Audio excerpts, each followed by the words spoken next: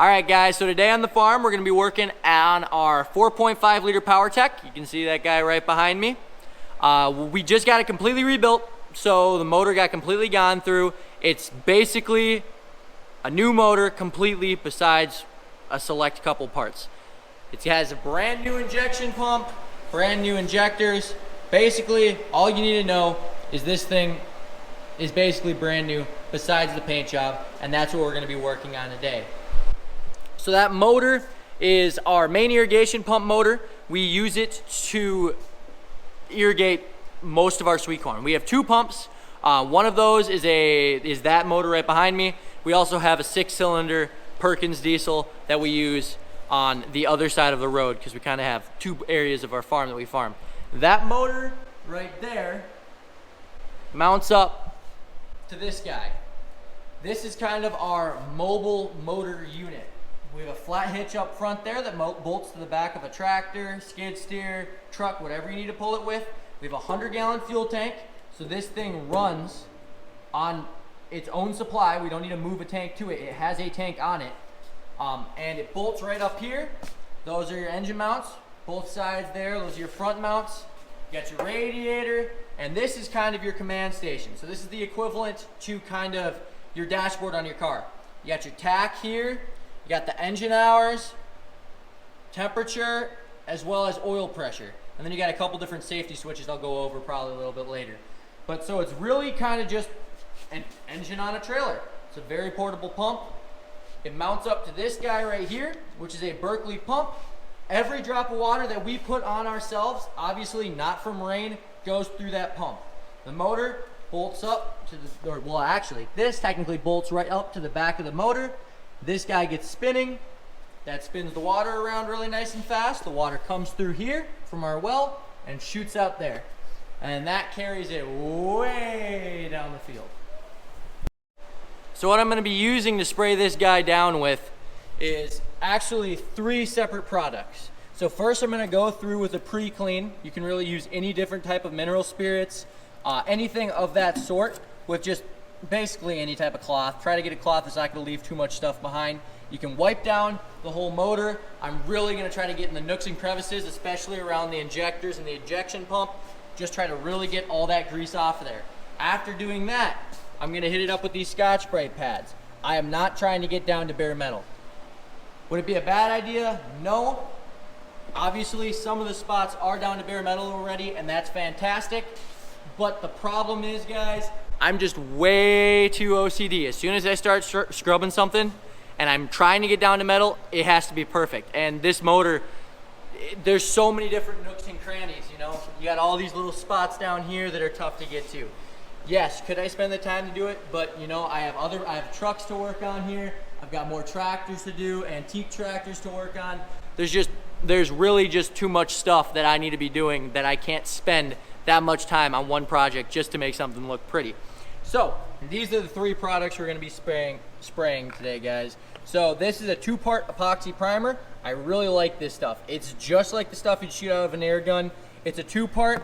So you go and you put your little cap on the bottom here. You turn it over, you smash that cap down. That releases the 2-part system inside here. You shake it up, that mixes together and creates a really, really hard, really sticky primer. And it also has the really fancy cap that you can move around there, adjust your spray angle, all of that nice stuff. I went over to our local John Deere dealership, just picked up the, obviously not cheap because it's John Deere, but the off-the-shelf paint that they have. This, in my opinion, is not super important because you get the nice primer on there, that's gonna stick, so you know that this paint is gonna stick to that primer really well. So the 2 important parts, in my opinion, are what's sticking to your motor and what is protecting your paint. So after you get that sprayed and you get that green over the top of it, what's going to be protecting it is a Spray Max 2K Clear. This is a 2-part clear coat, similar to what would be used on a car. The biggest thing I like about this stuff is it is very resistant to gasoline and diesel. The biggest problem is that when you use a rattle can or any of these rattle type paints, they are super susceptible to damage from gasoline. They're single part paint. You can wipe them off with mineral spirits, all these different types of cleaners. You don't want that, especially when you're working on a motor. So a lot of the times when we're working on these guys, there will be leaks in injectors. And when these injectors leak, it seeps down. And what's gonna happen is it's gonna start bubbling the paint, and the paint's gonna start wiping away, and all these little spots, all these little seep spots. It might be a good seal, but you're always gonna get that little bit of seep. And that little bit of seep of oil, diesel, gas, definitely wreak havoc on your paint job. So obviously there's a little bit more taping off I need to do. I need to cover some of these mounting surfaces here and just go through and make sure everything's covered that I want covered, so that we're not getting any of that sanding dust in there. But I will get back to you guys as soon as I'm done with that. All right guys, so finally after a lot of masking, I feel like I finally have it to a point that I could possibly start painting. So I've gone over it several times, and no doubt since I'm filming now, I'm gonna notice another thing, but I tried to cut out these mounts that, the faces that actually mount to the exhaust manifold. Tried to make sure those are covered as much as possible, just so I don't get paint in there, so there's no exhaust leak issues. I made sure everything that had to do with cooling was all really nice and plugged. I actually got the little plaque on the injection pump here nice and covered, just because I like having those things easy to read. I hate when you have to come to something and you have to scratch on a nameplate in order to figure out what the identification number is.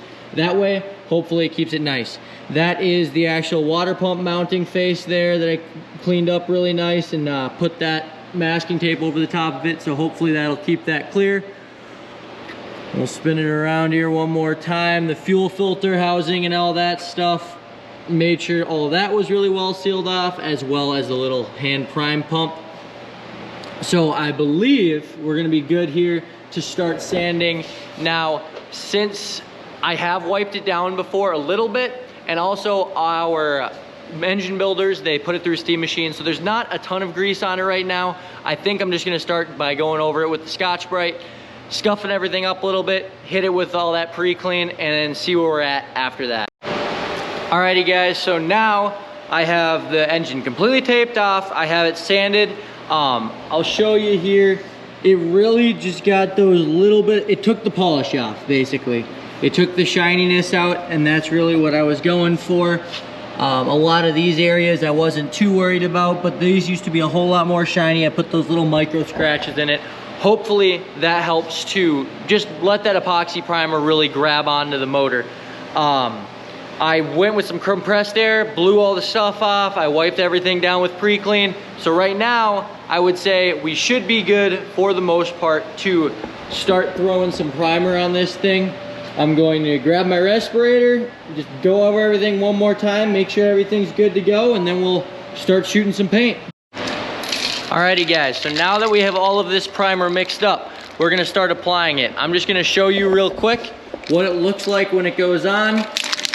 So basically, I wanna stay a decent distance away. I'm gonna stay about anywhere between 12 and 14 inches. My first couple coats are just gonna be that light tack coat. I'm just gonna put them on nice and light to kind of start blending all the colors together, as well as just give the next layer of primer that I'm putting on it a base to go off of. So here's what this looks like when you get this put on.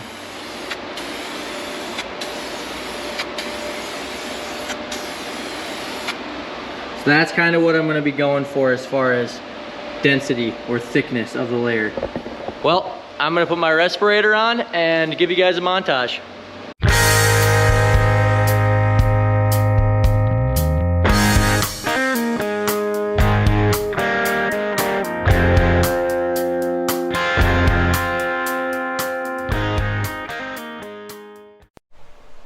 So, after about an hour and a half, we have all 3 cans on this motor here. You can see it's not perfect. I'm not the most fantastic painter in the world, but it just gave it a good amount of coverage there. Stuff should stick to that. So, that's all I was really going for. It doesn't need to be perfect. I'm just hoping that everything is going to stick to that.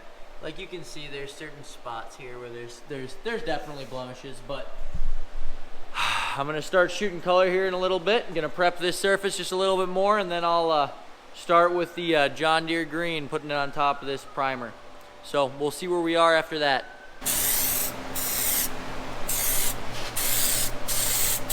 Oh yeah. That's John Deere green. Alrighty guys, well unfortunately, after the second coat of green, we ran into a slight issue. Basically, what I believe happened is it has to do with drying. I think I was dusting it too much. I originally thought it happened just on this second coat, but looking at it now, I think it happened on the first coat as well. What I believe happened was when I well, here, I'll show you what's going on. Basically, I'm not sure if you can see it, but the spray paint almost looks like it's dusted on, like almost sandy. And when I feel it, it's a really sandy, coarse feeling. Let's see if I can pick up some. Not sure if that'll focus for you, but it's a sandy feeling stuff. And it's really just not sticking. The epoxy primer stuck fantastic, but there's just an issue with the paint sticking. What I should have done is epoxy primered it. I blew it off with the air gun. You can see I have the air gun set up over there, so I was blowing it off, but that just wasn't good enough. So what I'm gonna try to do, I'm gonna let it dry overnight, and I'm gonna sand it tomorrow. I'm gonna have to go with a Scotch-Brite pad. It's gonna take way longer. I should have sanded it after I got done epoxy primering it. I thought about it and I was like, no, it'll be fine, but clearly it's not. I don't care about looks that much, but if the paint's not sticking, the paint's not gonna stick when we put the clear on it. Everything's gonna go bad. It's gonna get gummy. It's gonna get gross. I'm gonna let it dry and then block sand it tomorrow, / sand it with an ultrafine Scotch-Brite. So we'll see how it goes. Day 2 of the 4.5 liter PowerTech paint job. What we're doing today is just correcting that paint stick issue that we had. So there's a layer of dust on top of the primer, and what happened was when I started spraying the color on top of that primer, it stuck to the dust and not to the engine block. So what we're gonna do today is I'm just gonna go over everything, hit it with the Scotch-Brite pad a little bit, try to knock off some of that dust that's on there, try to knock off the paint that's not sticking, hit it with the air hose, really go over everything, make sure that there's no dust left on it, and then we're gonna start spraying it. But there's really nothing interesting about that, so I'm gonna do that really quick and get back to you guys once it's all sanded up. So after nearly 5 hours of sanding, this is what we got left as for the motor. So as you can see, there's a decent amount of green still left on there, but we did get all of the stuff that was just barely resting on the metal off. So everything that's green now is stuck on there really good. So our process for it was we went through, we sanded everything. After we got that all done, there was still a lot of dust, little small particles sitting on the motor, and that was just because obviously from sanding you're gonna create dust. So we went through there with some glass cleaner, we went through, wiped everything down, made sure there was no dust left on it. We then went through, blew it with air, made sure everything was dry, and now I think we're ready to start spraying some color on it. So hopefully it ends up turning all right. So those 5 hours of sanding, 100% worth it. Here's the end product. You can see it's really nice and shiny. Before, we were having issues that some spots were shiny, some parts were matte. You can see here, this is just one coat. I haven't put multiple coats on yet, and that is how shiny it looks. So if we continue with that, by the time we put the 2K clear on, whenever I've put that on color, it really makes it pop, really makes it shine, seals it in. So that's the hope. I wanted to say too, it is nothing to do with the paint itself causing that mess up. That was 100% on me. I don't have a lot of skill in painting. I just do what I can. I've used that epoxy primer several times and I've never had that happen. I was shooting too far. I think the humidity was really low. It was drying before it got to the metal. But I have it sitting on the ground right now. The plan is I'm able to shoot more straight down. If for some reason I want to just change up angles, I'll throw it back on the crane, lift it up, we'll get some more angles. I'm gonna shoot the oil pan a little bit later, but for right now, I'm really happy with what we've got. I'm gonna finish this up. I got my sister grabbing some more paint from John Deere now. I'll finish this up here, let it dry down a little bit, and we'll throw that clear coat on there. Well guys, it always amazes me what a good clear coat can do for a paint job. Look at that thing. It's absolutely super glossy. It's absolutely beautiful how just every angle. You can see I went and removed the tape off the areas that we had taped off, added the cap back. It looks really green right now. It's gonna look better once we add the starter to it. It's gonna even it out with some black. Obviously that's black, that's red. The alternator up top is definitely gonna make it look better, but oh my, it's just gorgeous. It went from a complete disaster to being semi-tolerable. That is just, I'm really happy with that. So at least now that motor has new insides and new outside. So I know this video didn't have a ton of super interesting stuff in it. As the year goes on, we're going to be getting in the field more with tractors and actually showing you guys what we do on our operation.